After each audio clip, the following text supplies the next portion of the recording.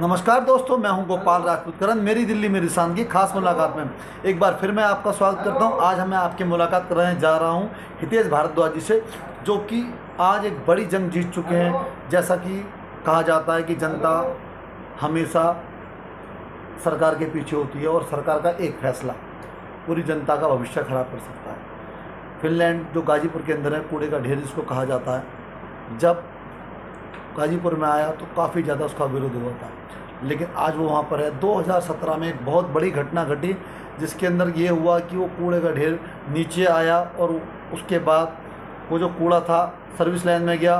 वो इतना ज़बरदस्त तरीके से नीचे आया और इतनी भयंकर परिस्थिति थी कि बहुत सारे लोगों की गाड़ियाँ और उसमें बैठे हुए लोग, पास में जो नहर थी उसके अंदर बह गए।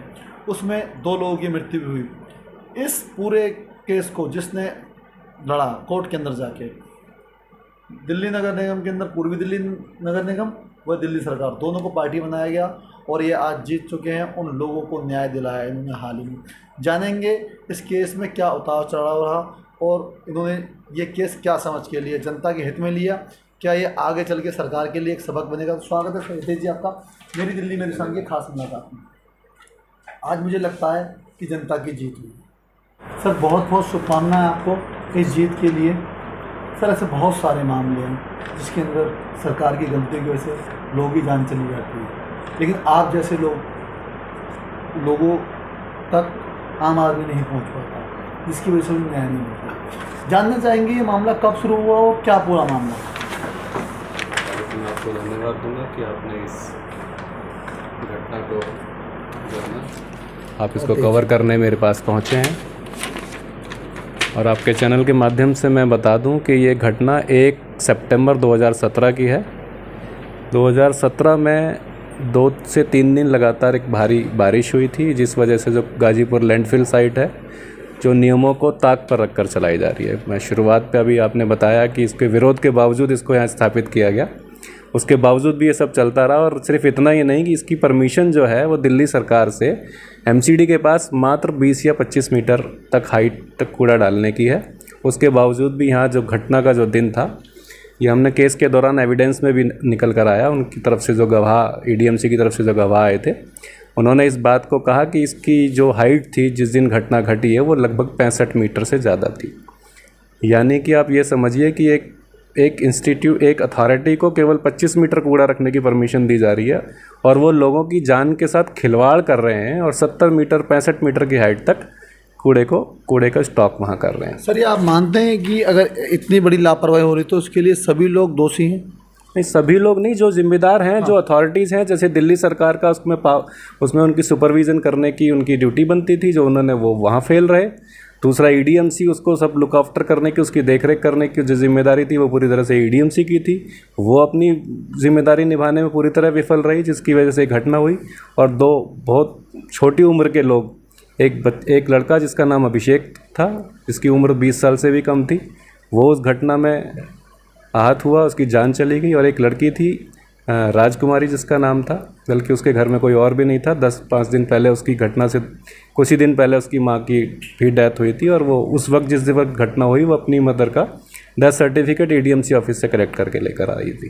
तो उन दोनों बच्चों की इस घटना में जान गई थी, जिसके परिवार वालों ने बाद में हमसे संपर्क किया तो हमने उनके लिए कानूनी लड़ाई लड़ी है।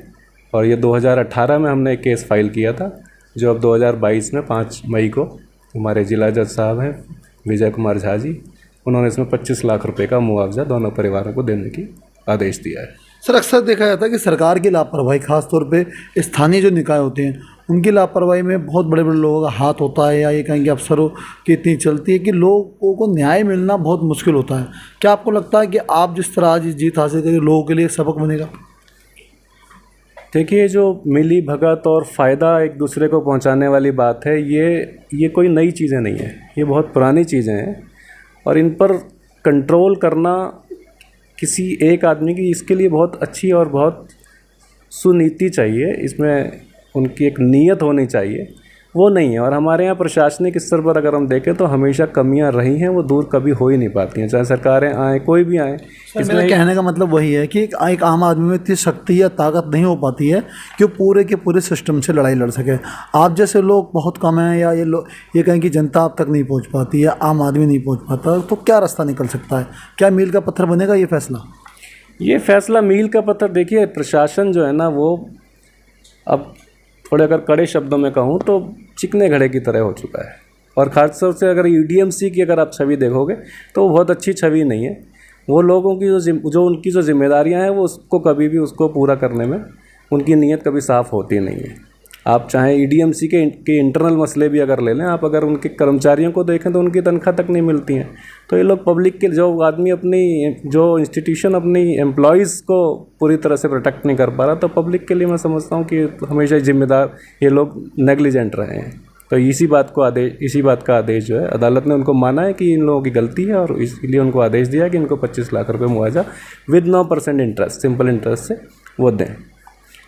ये थे हमारे साथ तेज जी, इन्होंने बताया कि ये एक बड़ी बात है और बहुत मुश्किलें आई हैं जो भी है, और आसान नहीं है इन सब भ्रष्टाचार को ख़त्म करना, क्योंकि जैसा कि सब जानते हैं कि एक इन्होंने कहावत बताई बड़ी अच्छी, चिकने घड़े हैं यहाँ। लेकिन कहते हैं ना कि एक आशा बहुत बड़ी चीज़ होती है, हमें उम्मीद रखनी होगी। ऐसे लोग हमारे समाज में हैं, अगर हम इन तक पहुंच सकें तो हमें न्याय ज़रूर मिलेगा, और हमें अपने जुडिशरी सिस्टम पर पूरा विश्वास होना चाहिए। अगर हम प्रयास करें तो हमारी जीत ज़रूर होगी। सर, कोई संदेश आप जनता के नाम?